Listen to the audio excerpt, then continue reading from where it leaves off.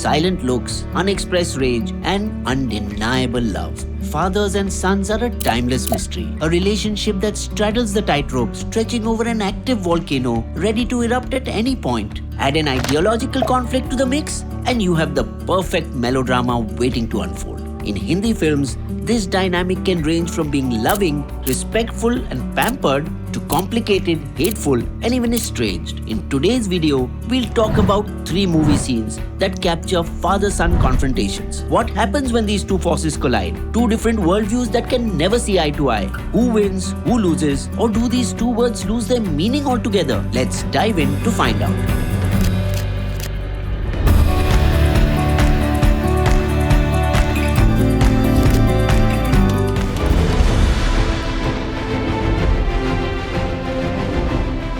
One can't not mention this classic when talking about a fight between fathers and sons. K. Asif's Mughal-e-Azam debates the idea of love towards your kin versus the duty towards your country and claws your heart out while you make up your mind. Emperor Akbar, a man who walked miles and miles to a dargah praying for a son and heir to his kingdom, is willing to lose that very child when his stature as a king and pride of his throne is put to question. Salim, the sole prince who was kept away from the warmth of his mother's embrace for 14 long years just to understand his duties and moralities as an heir to a mighty kingdom, makes only one mistake. He falls in love with a courtesan, Anarkali. A love that was about to tear the royal palace into 2. Around the midpoint of the film comes the scene that shows the father and son locking horns. The unspoken temper was finally brought to the forefront. Anarkali's supposed final dance in front of the king before she departs from the palace forever had a packed court waiting to see what she does, and she does not disappoint. Fearless in love, she conveys a feeling with abandon, the lyrics expressing her stance perfectly.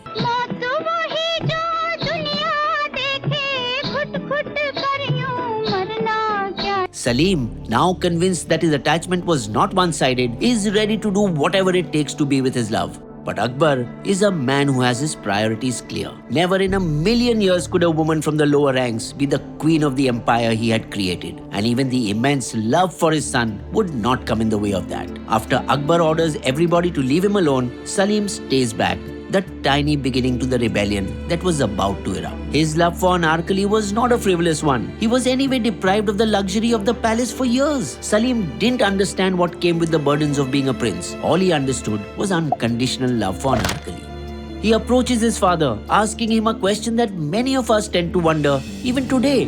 क्या परवरदिगार आलम से आपने मुझे इसीलिए मांगा था कि जिंदगी मुझे मिले और उसके मालिक आप? And whether you believe it or not, Akbar is not a heartless father, just a helpless king. Look at the moment Salim asks him to look into his eyes with the same love that he held for him as a child. And Akbar is unable to meet his eyes. He can't because he knows the minute he does, he may sway from his larger purpose of serving the country. Salim does not back down. He moves in front of his father, forcing him to face him. But the king, whose eyes have not wandered to the ground long enough to notice the patterns drawn on the marble floor, can't seem to look up now.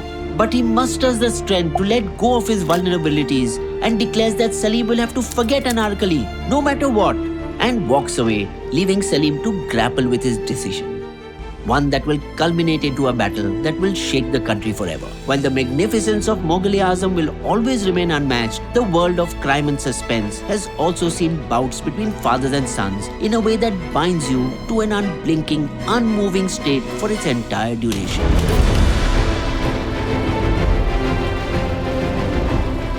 Shakti once again brings up the conflict of love versus duty. But this time, Dilip Kumar, who played Salim in Mughal-e-Azam, steps into the shoes of the father. DCP Ashwini Kumar has dedicated his entire life to his Vardi, to the extent that when criminals kidnapped his only son, he was willing to have him killed rather than comply with their demands. Little did Ashwini know that this would create an unfixable crack in their relationship. Later, Vijay, all grown up and resentful towards his father, joins forces with a criminal, choosing the path of corruption. Not even once do we doubt Ashwini's moral stance. A criminal was firstly and lastly a criminal. Whatever personal equation came in was immaterial. Ashwini's loyalty was towards his police force. But a father has got to try to bring his son to the right path before things get ugly. This scene where they meet is not just emotional, but a masterpiece in Ramesh Sippy's direction capabilities. As Vijay walks up to his father, he wonders why he chose such an unusual place to meet. इसलिए कि जहाँ तुम रहते हो वो जगह मेरे घर से इतनी दूर है कि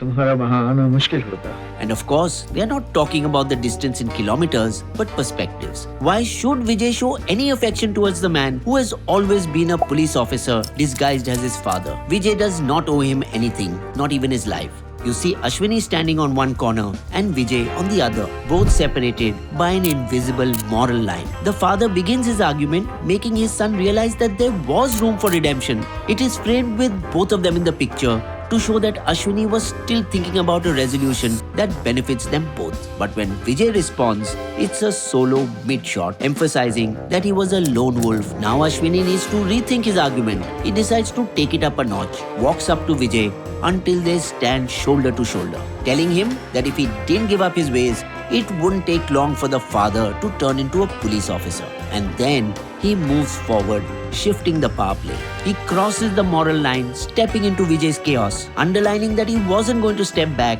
but the cost of it would be very high. The scene finally reaches a sentimental note with the mention of Vijay's mother, who was unwell. The look of shock is evident on Vijay's face. We now know if there was room for them to reconcile, this was it. Ashwini had used his last powerful card. तुम्हारा और मेरा नाता तो टूट चुका है, लेकिन अगर माँ के लिए तुम्हारे दिल में कोई जगह है, तो मेरा मशवरा है कि जाकर उसे मिल लाओ. And with that, the father exits once again, drenching his son in a wave of confusion and guilt. Every era sees the layers and nuances between fathers and sons shift ever so slightly. But what if these ideological differences were not fueled by external policing, rather an internal fear of judgment?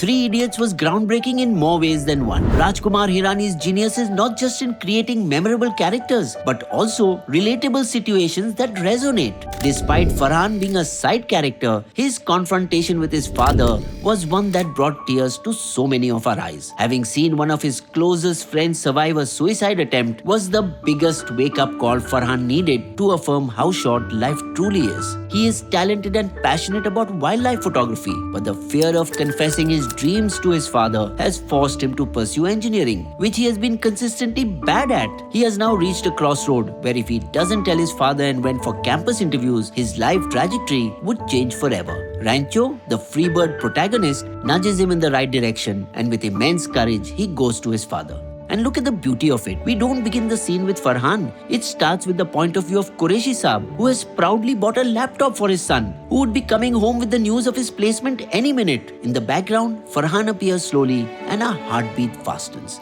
He had waited his entire life to say this, and now it was time. Qureshi Sahab's rage comes as a surprise to nobody. I mean, he sacrificed everything to get Farhan the best opportunities. Yes, he was tough, like the fathers we saw before, but never distant, never unavailable. And Farhan acknowledged that. When his father spoke about what other people would say, his one line shows that he wants this, but not without his father's approval. Kapoor साहब ने मेरे कमरे में AC नहीं लगवाया था.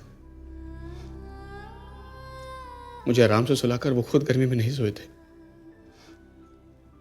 अपने कंधे पर बैठाकर कपूर साहब मुझे ज़ू में घुमाने नहीं लेके गए थे.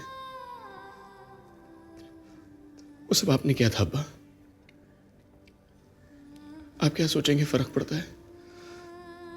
कपूर साहब क्या सोचेंगे इससे मुझे कोई फर्क नहीं पड़ता. And then comes his mother's biggest worry. What if he tried doing what his friend did? But Farhan's revelation that he kept his parents' picture in his wallet that worked like a talisman, saving him from these very thoughts, was another impactful punch that helped make his case. You can see Qureshi Sahab melting. But even then, he does not let go of his tough exterior. In the most father-like manner, he walks off. And we are sure that Farhan's ship has sunk. Like fathers we saw before, he was also walking out after declaring the final word on the subject. But then... बेटे तुम्हारा वो professional camera कितने का आएगा? इस laptop के against आ जाएगा ना? अगर और पैसे लगे तो मांग लेना बेटा. A moment of triumph for all of us and a restoration of faith in the relationship between fathers and sons. As our stories evolve, on-screen relationships are redefined, from conflicts that concern the entire nation to a civil issue, and right down to it becoming a personal hurdle. The passage of time may have reduced overall stakes, but the intensity is just as prominent. What other movies can you think of that explore the father-son relationship in depth? Comment down below and let us know. Like, share and subscribe, and I'll see you in our next video.